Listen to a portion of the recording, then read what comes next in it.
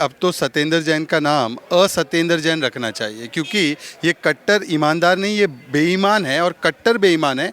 ये कोर्ट ने एक बार फिर से साबित कर दिया। मेरा सवाल सिर्फ अरविंद केजरीवाल से इतना है कि अरविंद केजरीवाल जी, अब तो कोर्ट ने भी कहा है कि ये कट्टर बेईमान है। अब भी आप विद्वेष की भावना से कार्रवाई हो रही है, विक्टिमहुड कार्ड खेलेंगे या इस्तीफा लेंगे? ये कन्फेशनल स्टेटमेंट है और छठा कन्फेशनल स्टेटमेंट जो आया है सुकेश का, उसमें कहा गया है कि किस प्रकार से चाहे तिहाड़ के अंदर तिहाड़ के बाहर आम आदमी पार्टी के लिए कोई ऐसी जगह नहीं जहां पर उन्होंने ठगा नहीं। बच्चों की शिक्षा को भी उन्होंने ठगाई का माध्यम बनाया। उन्होंने कहा कि नहीं 25 नहीं 40% कमीशन चाहिए, थाईलैंड में ज़मीन चाहिए।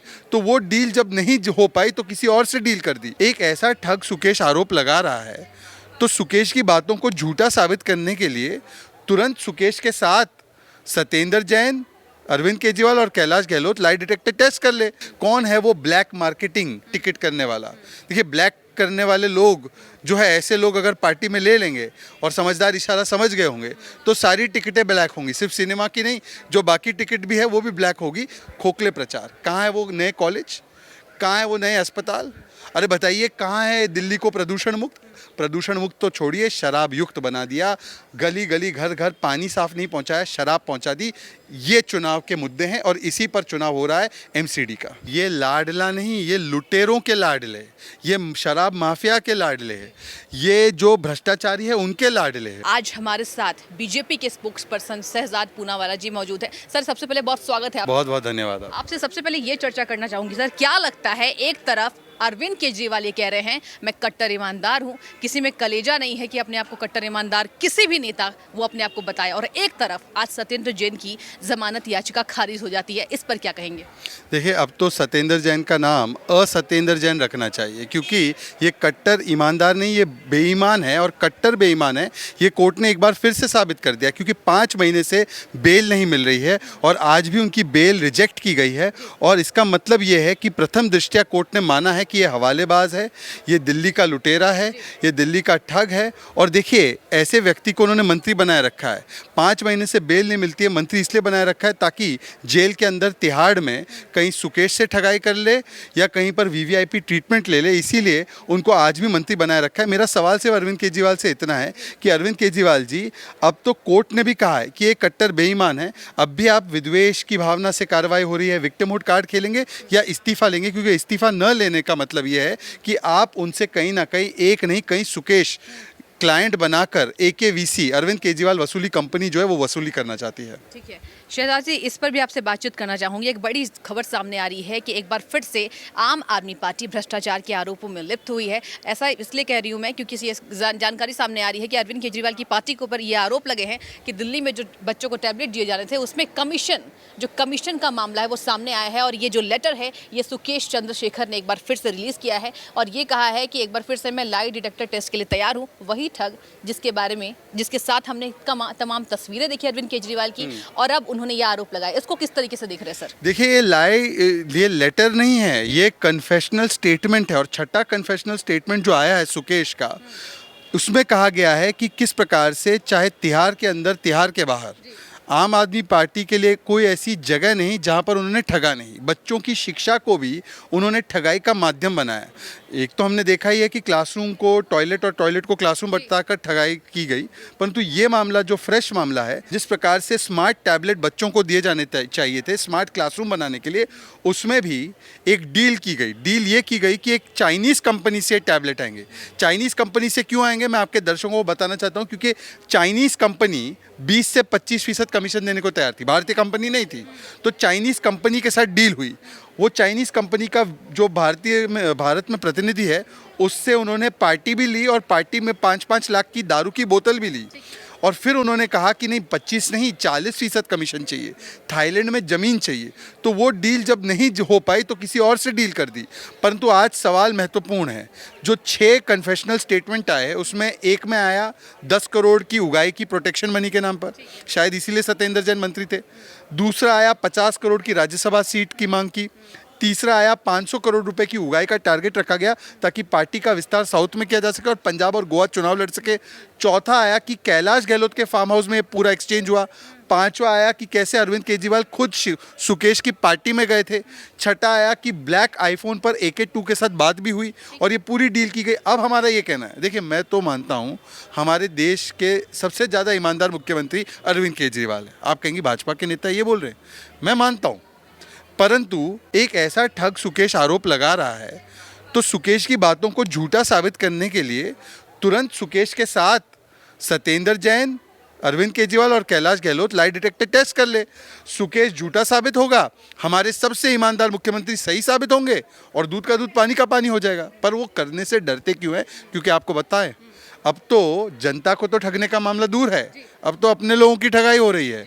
90 लाख रुपए लेते हैं टिकट के एवज में और टिकट नहीं देते हैं और टिकटों को भी बेचने का, लूटने का काम करने का काम अब अरविंद केजरीवाल और उनके विधायक कर रहे हैं, वो भी सामने आ चुका है। सर, आपने टिकट की बात कही, आपको बता देते हैं दर्शकों को कि मनीष सिसोदिया ने ये कहा है कि टिकट बेचे नहीं गए हैं। इसको किस तरीके से देख रहे हैं? और दूसरी बात, MCD चुनाव पर पूरी दमखम भर रहे हैं कि बीजेपी का सुपड़ा साफ करेंगे। कौन से वो मुद्दे हावी? देखिए ऐसा है कि उनके दावे करने नहीं करने से क्या फ़र्क पड़ता है। वो तो कहते हैं कि सत्येंद्र जैन को भारत रत्न मिलना चाहिए कट्टर ईमानदारी के लिए, कोर्ट तो नहीं मानती।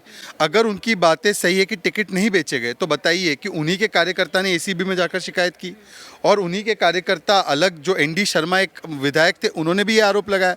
आदर्श शास्त्री ने भी एक समय पर ये आरोप लगाया, एक समय पर राज्यसभा सीटें बेचने का भी आरोप लगा। तो ये लगातार एक सीरीज ऑफ आरोप है टिकट बेचने का। अभी जो टंकी पर चढ़े थे हसीबुल हसन, उन्होंने भी आरोप लगाया। तो सभी लोग ये आरोप लगाते हैं कि टिकट बेचे जाते हैं। तो वो अपने कार्यकर्ताओं को पूछे कि ऐसा आरोप क्यों लग रहा है, कौन है वो ब्लैक मार्केटिंग टिकट करने वाला।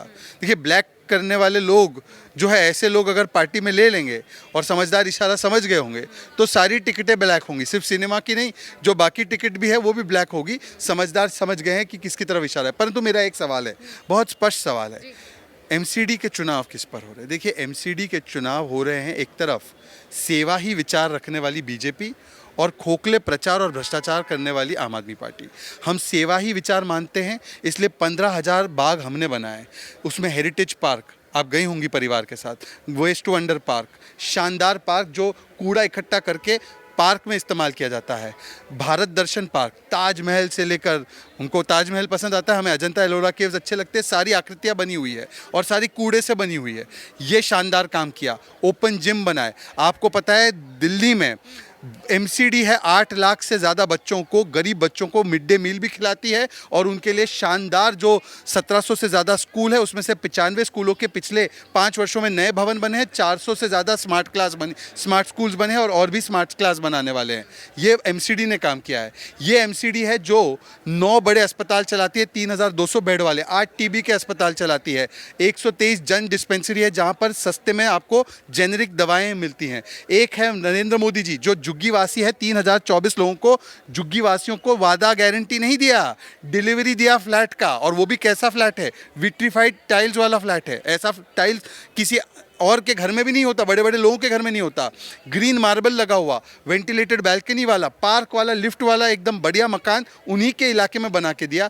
ये डिलीवरी वाले लोग हैं, ये सेवा ही विचार वाले लोग हैं। और दूसरे ओर खोखले प्रचार। कहाँ है वो नए कॉलेज, कहाँ है वो नए अस्पताल? अरे बताइए कहाँ है दिल्ली को प्रदूषण मुक्त? प्रदूषण मुक्त तो छोड़िए, शराब युक्त बना दिया। गली गली घर घर पानी साफ नहीं पहुंचाया, शराब पहुंचा दी।